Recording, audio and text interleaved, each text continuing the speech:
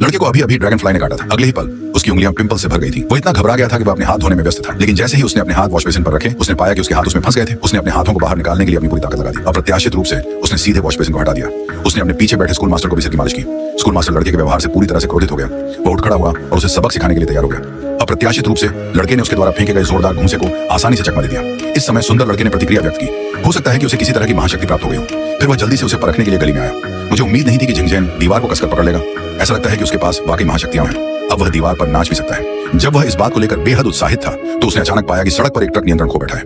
वह सड़क पर बुढ़िया को टक्कर मारने ही वाला था। जैसे ही सेना आई, सुंदर लड़के ने तुरंत चमक दिखाई और बुढ़िया को धक्का देकर बाहर कर दिया।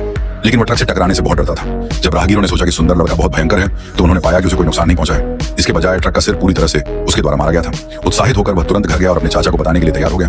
अप्रत्याशित रूप से उसके चाचा डर गए। स्टील की कील को तुरंत सुंदर लड़के ने पकड़ लिया। अंधे चाचा को इस बात की जिज्ञासा थी कि उसने ये कैसे किया। सुंदर लड़के ने कहा कि कोई भी ऐसा कर सकता है। चाचा को इस पर विश्वास नहीं हुआ। उन्होंने काले लड़के के हाथ की ओर इशारा किया और ट्रिगर खींच दिया। ये सत्यापित करने के लिए कि क्या सुंदर लड़के के पास वास्तव में महाशक्तियां हैं, चाचा ने एक चाकू उठाया और सुंदर लड़के के पेट में घोंप दिया।